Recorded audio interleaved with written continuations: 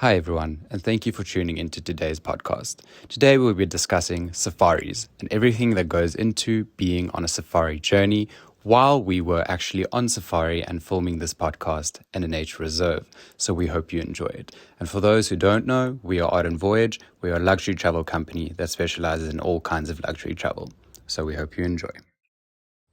So, everyone, Hi, Vian. we're in the middle of safari on a sandbank. Jumbo, everyone. Jumbo. And all I can say is we are looking directly at an elephant right now, recording this podcast. Yeah, and the camera that we've placed over there actually should be capturing that. So how do Heading you... our way. This is just incredible. So our ranger is standing ready. He told us to get ready at any moment to pick up our equipment and run. This is perfect timing. But yes, if we cut off, we'll pick it up somewhere else. Yes, so if we suddenly have to disappear, you all know why, because it's an elephant. This is what being on safari is about. It's incredible. But while we're here, guys, let's get right into it. Yes. You two ladies and Carly as well. Is this your first safari? It is. Yes. Can you say how it's been? Phenomenal. Out Yeah. of this world. Yeah. This is a... What's the feeling that, I mean, when we got into the reserve, like the nature reserve, and we immediately started to see animals, right? No, it is an amazing experience. I'm used to seeing animals in a much smaller setting, in enclosures, almost like everyone knows where they are. This is like true wild, where they are tracking them and you're just waiting to see what you're going to see next. So it's long drives, but it's nice because you're excited to see. Yeah, it was a anticipation. 2.5 hour flight from Cape Town. Yes. Then it was about an 1.5 hour drive. Most of it was done in the nature reserve, so you're actually getting your very first safari right away. John will be smelling it. Guys. He will. Smelling it. Yeah, he let us know. The elephant's currently looking at us from the riverbank, And he's moving along. which is smelling us. Oh, he's got his trunk up and smelling. So if we all sound a little nervous, you all know why. It's a nervous laugh from Nicole. Which has been confused with hyenas, right? But Nicole, what stood out for you so far? The game drives. You know, each game drive is about 3 to 3.5 hours long. And, you know, when you're arranging safaris for guests and in the itinerary is 2-3 hour game drives, you're like, oh my goodness. It's long. What are they going to see? Right? But actually, the 3.5 hours is so short. You actually really don't feel like you've been sitting in the vehicle. Time flies. And I mean, it's 3.5 hours, but when you see a pride lions or you see rhino or buffalo or anything, you easily sit there for half an hour. Yes. Just observing them. And it just really makes time fly. I mean, yesterday you all had the privilege of looking at the elephant is behind us. Yep. He's doing fine. And by the way, guys, this is not staged whatsoever. Oh no, this can't be. We scouted this location this morning. We wanted to do this here. Is the elephant right behind us while we Oh no, he's really behind us, Bian. film our podcast? Little intimidating. Okay, he's heading off. Okay, how did that feel, everyone? Guys do. That was incredible. He's never seen a podcast being filmed before. He's inquisitive. Podcast. Wow. That was incredible. Wow. That wasn't good. This is part of This is the thrill of being on safari. Okay, so we're good now. We're Let's good. bring Carly back in. Each safari is unique in its own right. It is.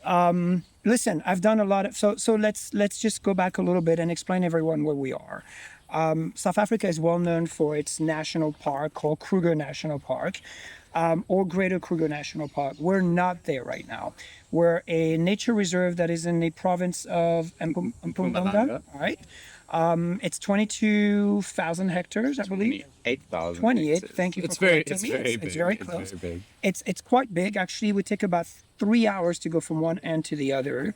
And the amount of animals that we've seen here is incredible. So as tour operators, when we sell a safari, that is an important factor, right? We really try to make sure that the viewing is going to be plentiful and bountiful, and guests are going to have a great experience. However, you don't control the schedule for wildlife. Exactly. Right? Yep. And so we lately we've been looking at other nature reserves because obviously Kruger is such a large park. Even if you were to stay in one particular lodge, you wouldn't even be able to cover the entirety of the park. I would say not even probably a week or two. No. So you're always limited to the surrounding of that lodge, which again, with the animals moving around, now Kruger National Park has a much wider area for animals to move around. When you come to a nature reserve like this one, it's more condensed, right? So the viewing options are definitely going to be out there. And honestly, what I've seen on this particular journey has blown my mind for someone who's done Kruger National Park so many times, something that is well known, right? I have to agree with you. Yeah. It's a very unique park, not only in the way it functions and its wildlife, but also in its vegetation. It's a very unique compared to what Kruger has. Now, Kruger has the vastness, and as we said earlier, you would take 3 days to cover the length of Kruger. No, actually more than Probably 3 more days. than Probably that, more yes. than 3 days. And what this offers is, I would almost call it a boutique safari. It's Very It is. exclusive. it's an exclusive safari. You have free range. In Kruger, you're quite restricted Yes. in many areas. Here, So explain how you're restricted there. you're restricted to the roads, right? So Kruger is the roads, and you're not allowed to deviate from these roads, which can make game viewing particularly difficult, especially if something is far away in the distance. You see it, but you can't get quite close to it. What's nice about nature reserves and ones like these is the guides have permission to go off-road. So they can really take you right up to the animals, obviously respecting the animal's space and not disturbing it or anything like that.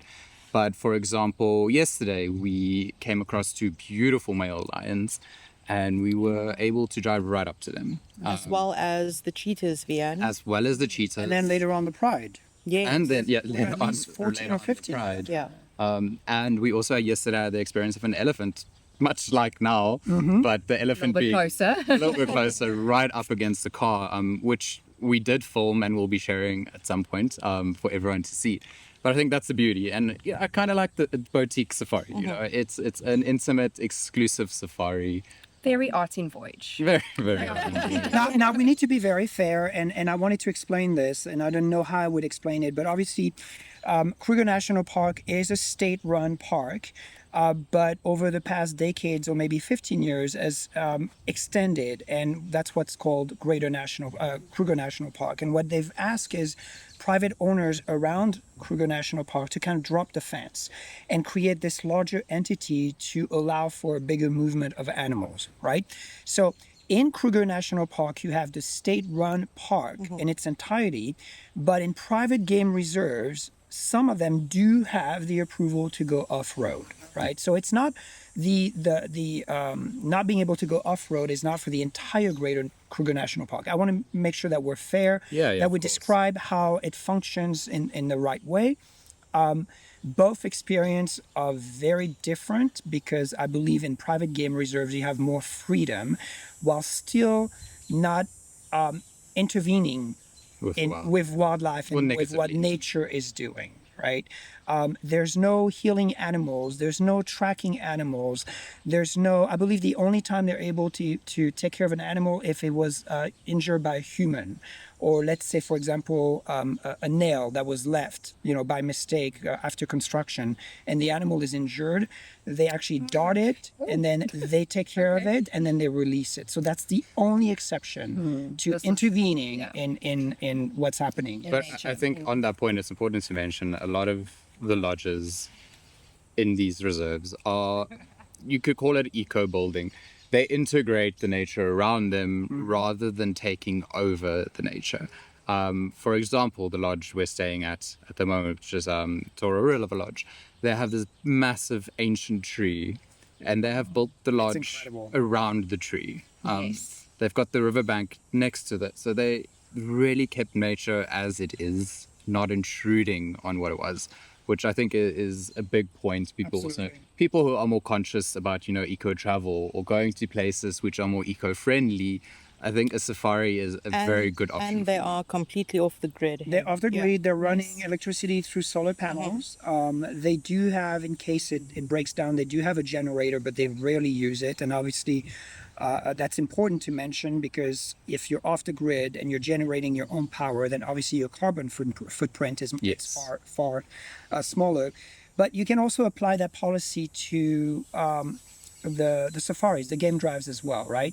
The rangers are very respectful. They will make sure that we don't disturb what's happening. And I think here we kind of push the limits a little bit. Yes. So thank you guys for allowing us to go a little crazy. This is, But this we time- push the limit because technically we shouldn't be that close to animals and we shouldn't be disturbing their natural habitat. So we haven't in this case. I want to make sure that we don't get nasty calls or nasty emails.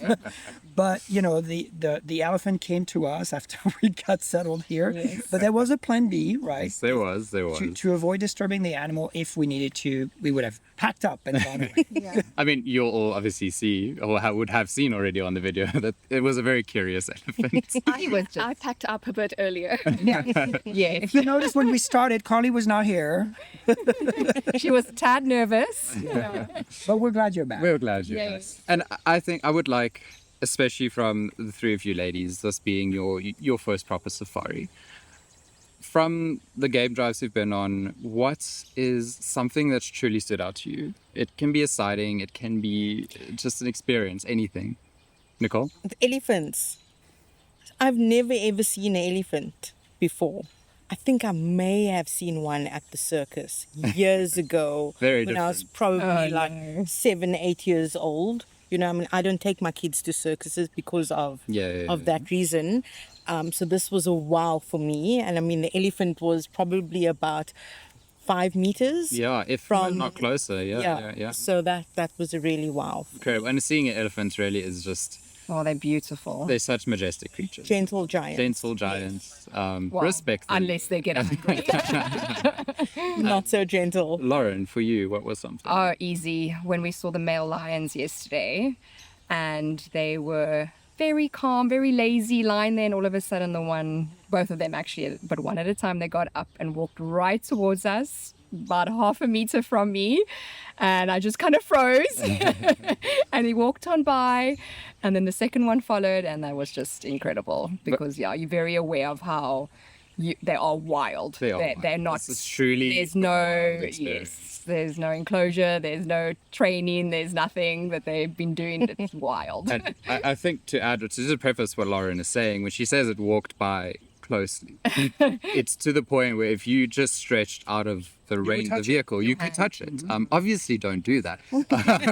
Try this at home. Do not try this at Yeah, home. you have to sit still. You get up close and personal, and Yes, is and that we've something been- you were expecting to get to see, or No, not at all. No. And I mean, even the rangers, they tell us, so the Jeep is looked at as a whole for them. And if you stand up and You're they breaking break the the shape, silhouette on the shape of the Jeep, then the animals don't recognize it and they want to then, I don't know, attack or they get frightened. they get curious? Curious, and then they will. So you have to. That urge, you just sit down and keep still, and don't. So yeah, that was. But I have to agree with you, Lauren. Like Mr. Michael and I've been on hundreds of safaris, and every time having those big animals so close to you, it's It's still new. awe-inspiring. It's still new. It doesn't matter how many you times don't you get do used it. to it. Yeah, it's hard to get used to it. And you know, honestly, I've been taking less pictures, less video, and I've been enjoying the moment more. yes. Because we get, you know, you get lost in this. You keep taking videos, you keep taking pictures, and by the Looking way, through your lens instead of exactly. adults, And yes. I've taken thousands of them, and I don't recall actually going back to them unless we need it for marketing purposes. So we need to, you know, to make us to do a story about it. But yeah, you stop. And you just enjoy. Like yesterday, the Pride of Lions. You just put it aside, Yes. take that one picture, that one video, and then just and sit just there. and just sit in the moment. And Kylie, for you, I think just how respectful the rangers is towards the animals and the animals towards the rangers as well. There's this common respect between each other. I don't come into your space and you don't come into my space. And I think it's beautiful that there's that common respect. Yeah, And yeah. also the respect from It's coexisting, not taking over. exactly, and we get the chance to appreciate it, of what we have here, but in And to enjoy it. yeah, and to enjoy it in a respectful manner. I think that's Amazing. beautiful. Yeah, that is a beautiful experience. We're such in the middle of their territory that when we go to our rooms at night, we have to be escorted by rangers. Right now, I've always asked the question. I'm like, well, I mean, you're not carrying a weapon. You have a flashlight. What are you doing? You're not protecting me. And one time, the ranger says, "I'll jump in front of you. If there is Really? a big cat, if there's something, I will jump in front of you. That's how we protect you." And that's, I mean, it's quite incredible. But Some knight in shining. but I want to make sure people understand this is where we are. It's wild. You are in Yes. the wild. And there was just a nice snort coming from that side of something. They're watching. And I think that you'll all see on the video, but we are all talking to the mic, but also looking over our shoulders. Our shoulders quite It's often. right there. But Mikhail, I know you've been on a lot of safaris, but for you, this specific safari we've been on now, what's something that stood out? It gives me a new appreciation of what game reserves do. Private game reserves. So, it's not a secret, and a lot of our guests know, and the team knows that I'm not a big fan of sending our guests to a place where the experience might be animals being tracked, separated at times. I think that if you come this far and you come to experience this, you want to be you want to be in the middle of it, and you want to experience, what it is to travel. Let's say if you were to Tanzania or to Serengeti, right? They have no fence. It's big, wild, open space, and the animals have absolutely no limitations whatsoever, right? It's not possible to do that here. It's not as big, obviously. Kruger National Park is quite a big area. But, when I came here and I saw private game reserve, I'm always a little reluctant. I'm always a little, how could I say, I hesitate. I was pleasantly surprised, and I have to say, I'm going to be the biggest advocate of private game reserve outside of Kruger National Park. I have to agree. And they've actually been recently upgraded to nature reserve. It is private. It's privately run. By the way, they do have a anti-poaching unit as well, that the owners are paying for, right? That are patrolling to make sure that the poachers are not coming in to kill the rhinos, because in order to get their horn, you have to kill them. So they're very serious about preserving things that for so many decades we've just destroyed. And I see this country, but I see a lot of Africa as kind of turning back and say, okay, all right, we got all of this incredible space, right? Those animals were here before.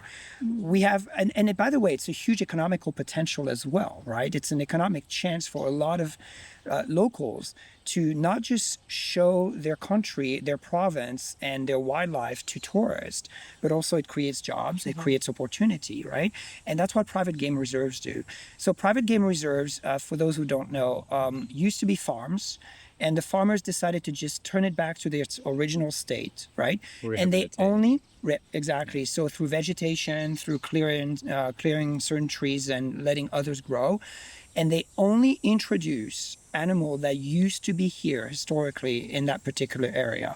So they're not going to introduce a certain type of elephant or a certain type of lion. It's restoring it to its previous natural state. Yeah, I agree. I have to agree with you. It gives me a new appreciation of what a private game reserve does. It does. Yeah. And I think there's a bit of a stigma around people coming on safari, they want Kruger because everyone talks about Kruger. And Kruger, don't get me wrong, Kruger is great. There's nothing wrong with Kruger. Nothing wrong with Kruger, but I think if you truly want an intimate safari experience, this is something people should start looking at. Yeah. And like Mikhail said earlier, it's not even something we've necessarily looked at before. We know they exist. We communicate with them. We partner with them. We, from time to time, send guests. But it's going to. We're going back to the office with a new perspective on on what we need to push. And by the way, I truly believe this is a future, because when you leave, and this is not a political statement of any kind, but when you leave certain things to the government, it's not always done right. And I think here, private owners are taking this seriously. There's the money into it, and which means that those areas can actually truly be preserved and Yeah. animals saved. Yeah. Yeah, I'm absolutely impressed. And we met the owner, actually. It's quite Yes. interesting. So, Taro. people know that the company is Florida-based, Orlando-based, and the owner actually is from Palm Beach. And One of the owners. One of the There's owners, another correct. South Yeah, African pure owner. coincidence. He arrived yesterday straight from the U.S. And he landed. There's an airstrip right here in reserve. And he landed there, and it's one of the sweetest guy I've ever met, right? And he's coming to check things out. The lodge was closed for a little while, and it got renovated and it He's reopened. fixing the electrics. He's Yeah. very hands-on.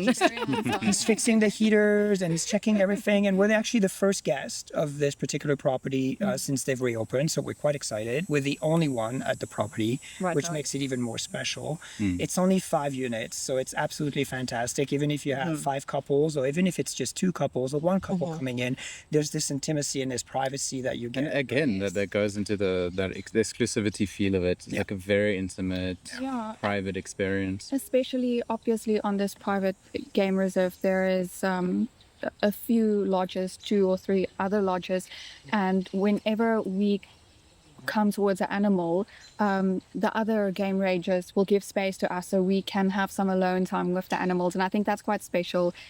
No fighting to see. Again, I And they think, communicate with each other, so they kind of let each other know and where. I think that is also a great point to touch on, which makes this better than the big commercial areas that respects the animals more, limiting the amount of cars around animals so it doesn't disturb their peace. And I know a lot of reserves like this have a 2-car rule. Like never at any point is there allowed to be more than 2 vehicles around a viewing. That is safer for the animals, that is safer obviously for the people watching the animals. Yeah. And again, it just shows how they really integrate within the nature and not try to take over in the nature, which for me has been a big standout on this specific safari we've been, is how attentive they are to keeping things as they are, which I think is in many areas in Africa not being respected, where it's been over commercialized, it's been over tourismed. So keeping it small keeps it real and keeps it special, Yeah. which I think is a great thing that we've had here. make the experience even better. It makes the experience. Shout out to our rangers. Shout out to our rangers. Shine and Divine. They're knowledgeable. They're all still standing watching, making sure Very nothing. eager to show us everything and try best to find the big 5 for us. Yeah, they really go all out. They've gone all out. And I think, we thought of filming this podcast in nature to truly show what nature is, how wild it is. It showed off today. It showed off did. today. And it's impossible to actually show everything. So what we'll do with this particular podcast, we'll play some of the videos, some of the Our sightings. the sighting that we've seen, some of the videos we've seen, and I will have a short interview with the owner later on. Yes. Yes. And we'll make sure we integrate it to this podcast when it's ready to be released. So, so you have the whole picture. You have how it came about, and you're able to see not just us and our beautiful faces, Yeah. but all of the things that we've seen throughout this journey, throughout this experience.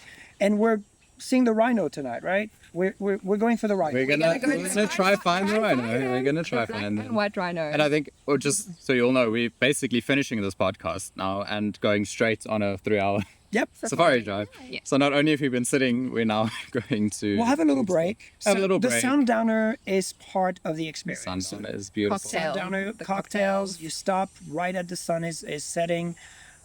They've prepared the cocktails that you've requested, right? And they just unfold this from behind the Jeep. They prepare it. Everybody's a little, skittish, looking around and see, what's going to come get me. Hey, if anything, that elephant It's not a just good broke key the break. ice for us. Definitely not a good key break, but Can we talk about the Amarula coffee? yes. And in the morning. Oh, we- that is the So if you come on safari and if you live in the US, you've probably never heard of Amarula. It's a very South African drink. It's a bit of a creamy liqueur in a comes way. from the like a Amarula tree. Baileys, like a Bailey's, Yeah, that same Baileys. consistency. And in the morning, you stop around 7, Yeah. 7:30, and you have a little cheeky coffee or some Amarula in it. Yeah, that's Just your to milk. get your day In started. place of milk, you have that. So it's that was yeah. revelation for me. I'm going to take that home with me. No problem. So, Mikhail, we're all going to have an Amarula coffee in the office every morning from now Yes, on? absolutely. Sure. Guys, no problem. I think before we near the end of the podcast, Good, because the sun is coming out. it's very hot. I must preface that as well. Any last thoughts? We're going on a drive now again, our second to last drive, and just what are you feeling? Whoever's listening, just come. You will not be disappointed. Yes. This is amazing experience, and it's nothing quite like it. Nothing That's quite from me, like it. yeah. That sums it up very well. Nicole? I'm excited to see the rhinos. Hopefully. Okay, not guaranteed. Not we're guaranteed. Gonna track them. But I'm They're good trackers. quite And leopard. optimistic. We haven't seen a leopard yet either. They're I'm good quite optimistic right now. Right, yeah, have to be. It's yeah. part of the adventure. It And is. and I heard you had a direct connection to the big guy, so now's the time. Yeah. Yes. Carly? Oh, I think everyone should experience this. There's quite nothing like this. Just being in nature for so long. I don't know when I have had the chance to be in nature for this much, and just seeing animals and disconnecting. Everyone should experience it at least once, or twice, or 3 times. It's not too much nature, right? Not No, this once or is twice or 3 times. I'll constantly come back.